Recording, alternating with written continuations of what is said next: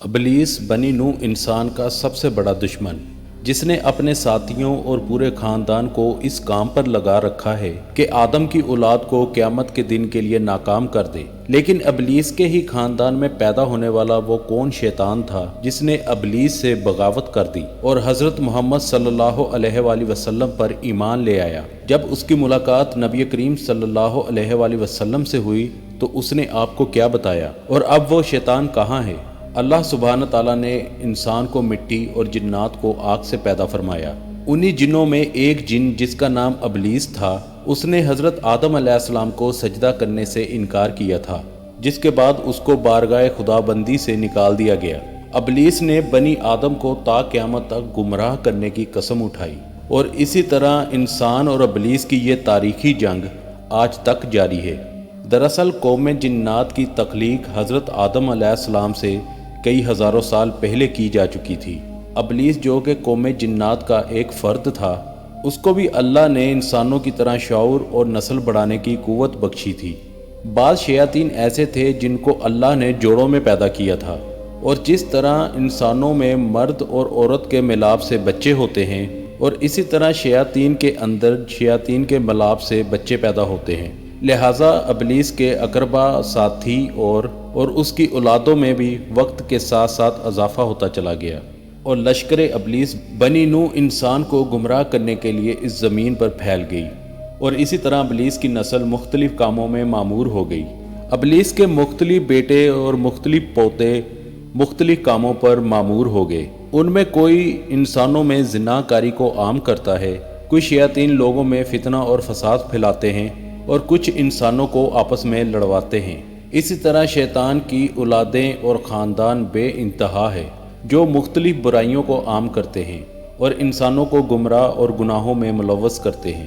لیکن ابلیس کے پوتوں، بیٹوں اور خاندان میں ایک شیطان ایسا بھی ہے جس نے اپنے جد امجد ابلیس سے بغاوت کی تھی اور گمراہی کے اس راستے کو چھوڑ کر راہ حق پر گامزن ہوا تھا۔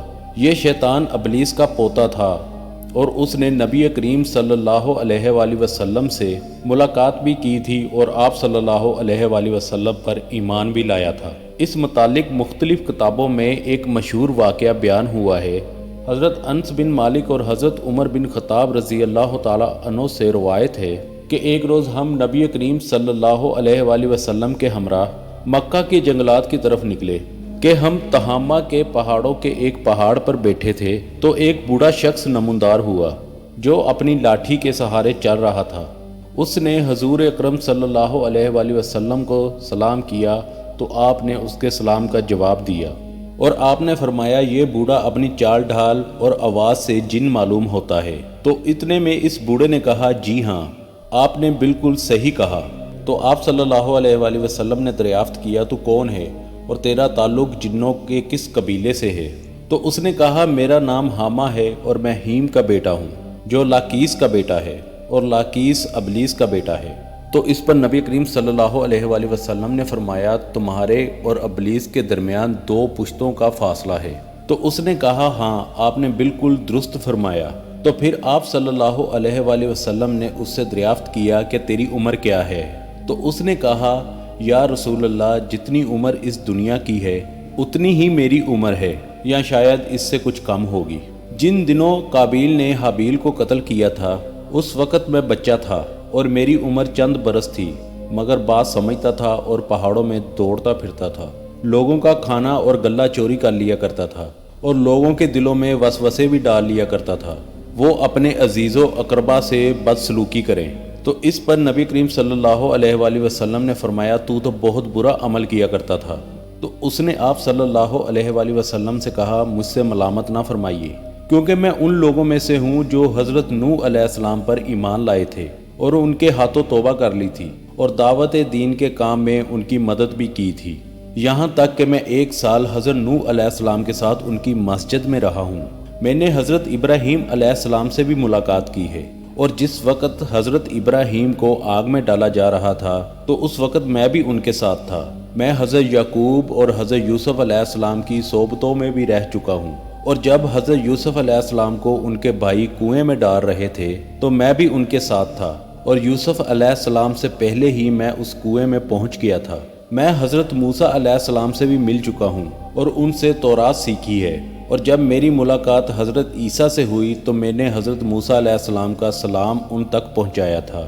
حضرت عیسیٰ علیہ السلام نے مجھے انجیل سکھائی تھی، اور اے نبیوں کے سردار حضرت عیسیٰ علیہ السلام نے فرمایا تھا، اگر تم حضرت محمد صلی اللہ علیہ وآلہ وسلم سے ملاقات کرو تو میرا سلام ان کو پہنچانا۔ تو چنانچہ میں اس امانت کو آپ تک پہنچانے کے لیے آپ کی خدمت میں حاضر ہوا ہوں، اور عیسیٰ علیہ السلام کا سلام آپ کی خدمت میں پیش کرتا ہوں۔ نبی کریم صلی اللہ علیہ وآلہ وسلم نے فرمایا، عیسیٰ پر سلام ہو، اور اے حامہ امانت پہنچانے کی وجہ سے تجھ پر بھی سلام ہو۔ پھر حامہ نے کہا، اللہ کی قسم میں بہت شرمندہ ہوں، اور میں اللہ کی پناہ مانگتا ہوں اس بات سے کہ میں کافر رہوں۔ پھر اس نے کہا کہ میں آپ پر ایمان لاتا ہوں۔ اس کے بعد وہ جن اتنا رویا کہ صحابہ کرام بھی رونے لگے۔ پھر اس نے کہا کہ آپ مجھے قرآن سکھا دیجئے۔ چنانچہ نبی کریم صلی اللہ علیہ وآلہ وسلم نے اس جن کو قرآن کی تعلیم دی، اور اس کو سورہ واقعہ اور سورہ مرسلات، سورہ الشمس، موعظتین اور سورہ اخلاص سکھائی۔ پھر آپ صلی اللہ علیہ وآلہ وسلم نے اس سے فرمایا، اے حامہ جب کبھی بھی تمہیں کوئی حاجت ہو تو پھر میرے پاس آ جانا، اور ہم سے ملاقات نہ چھوڑنا۔ صحابہ کرام فرماتے ہیں کہ پھر حامہ وہاں سے چلا گیا، اور اس واقعے کے بعد پھر کبھی بھی نبی کریم صلی اللہ علیہ وآلہ وسلم نے حامہ کے بارے میں کچھ نہیں بتایا، اور کچھ عرصے بعد آپ صلی اللہ علیہ وآلہ وسلم بھی وصال فرما گئے۔ اللہ ہی بہتر جانتا ہے کہ حامہ زندہ ہے یا مر گیا ہے۔ ایک روایت میں حضرت عائشہ رضی اللہ تعالیٰ عنہ سے منقول ہے کہ رسول اللہ صلی اللہ علیہ وآلہ وسلم نے فرمایا، حامہ جنت میں ہے۔ پیارے دوستو، بلا شبہ اللہ جسے چاہتا ہے ہدایت دیتا ہے۔ ہدایت اور نور ہر اس مخلوق کے دل میں سما سکتی ہے جو اپنے گناہوں سے توبہ کرے۔ دعا ہے کہ اللہ تعالیٰ ہمیں اپنے ایمان پر قائم و دائم رکھے۔ آمین ثم آمین۔